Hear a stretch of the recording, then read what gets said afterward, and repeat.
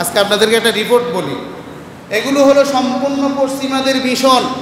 আমরা হয়তো বললে আমাদেরকে আপনারা কি জানাকে জাহেল মনে করেন পৃথিবী থেকে অন্ধ, হয়তো এগুলো বাস্তবায়ন এরা পৃথিবী সম্পর্কে বুঝে না, এই জানে না সে জানে না।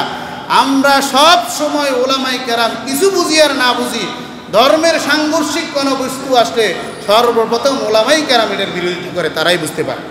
কথা বলেন ঠিক কিনা? 2009 সালে ডেইলি স্টারের একটা প্রতিবেদন আসছে, যে ডেইলি স্টারের প্রতিবেদনের মধ্যে ইংরেজি একটা প্রতিবেদন, আপনারা সেখানে সার্চ দিলে, গুগলে সার্চ দিলে পুরাটা ইংলিশে একটা পেজ পাবেন। যারা পারেন ওই প্রতিবেদনটি ইংলিশে পুরাটা পড়েন। সেখানে আছে একটি সংস্থা যার নাম হলো ICDDRB। এ একটি সংস্থা, বাংলা এটাকে উইকিপিডিয়াতে সার্চ দিলে দেখবেন বিশ্ব উদারতা গবেষণা কেন্দ্র সংস্থা, এটার নাম বাংলায়। কি করে এটা দিয়ে? বিভিন্ন দেশে মানবতা সেবামূলক কাজগুলো তারা করে থাকে এই সংস্থার মাধ্যমে। এই ICDDRB এই সংস্থার মাধ্যমে ডফ ইন সেন্টার, একটি সেন্টার খোলার জন্য তারা উদ্যোগ নিয়েছে বাংলাদেশে। সেখানে 150 কোটি টাকা ব্যয় করবে। কিসের জন্য? সমকামিতা যেন সার্বিকভাবে বাংলাদেশে ঠিকঠাকভাবে চলতে পারে, কোনো বাধা বিপত্তিতে না পড়ে, রোগবালাই, তাদের চিকিৎসা সরঞ্জাম, বাসস্থান, এগুলো যেন পুনর্বাস, এগুলো যেন ঠিকঠাক করা যায়, তার জন্য ওই গ্লোবালি একটি ফান্ড আছে, সে ফান্ড থেকে 150 কোটি টাকা ব্যয় করার বরাদ্দ ঘোষণা করছে। বলেন নাউজুবিল্লাহ। এটা হলো 2009 সালের এই একটি প্রতিবেদন। এর পূর্বে আপনারা যারা মুসলমানরা, যারা আমরা অ্যাজ এ মুসলিম এবং মুসলমান ইসলামকে একটু হলেও অনুশীলন করার চেষ্টা করি, হয়তো আমরা এগুলো শুনলে খুব খারাপ লাগে, এগুলো দিয়ে কান দিতে চাই না, কিন্তু আমাদের অগোচরে রাতের অন্ধকারে এই সমস্ত অন্যায়ের রামলীলা চলতেছে সারা বাংলাদেশের মধ্যে। কথা বলেন ঠিক না বেঠিক? আমি যখন এটা দেখলাম, আমার নিজ জীবনেও কখনো এটা শুনি নাই, যখন এই প্রতিবেদনটা পড়লাম তখন আমার কাছেই নিজের কাছে খারাপ লাগলো। একজন নাগরিক হয়ে আসলে আমারও তো এটা খবর রাখার দরকার ছিল।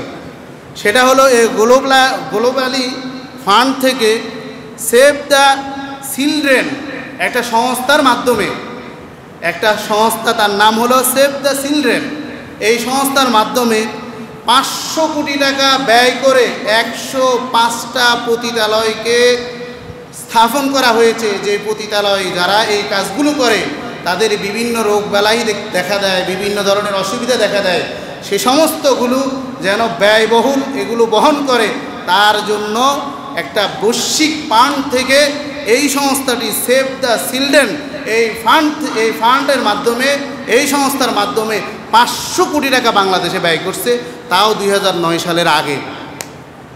এবার বলেন এ পর্যন্ত কত কোটি কোটি টাকা খরচ করছে এই শুধু পতিতালয়, এই বেহায়াপনাটাকে বাংলাদেশে প্রতিষ্ঠা করার জন্য। নাউজুবিল্লাহ বললেন না? আশ্চর্য মনে হয়? কি মনে করেন আপনারা?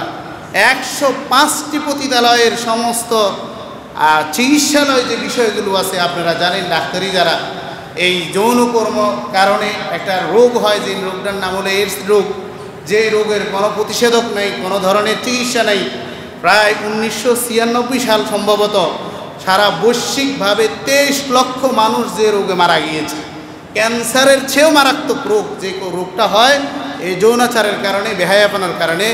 সেই কাজটিকে সারা বাংলাদেশব্যাপী সামাজিকভাবে বৈধতা দেওয়ার জন্য এই কমিশন প্রস্তাব পেশ করছে। কথা বলেন না? এটা কি মুসলমানরা মানে নিবে?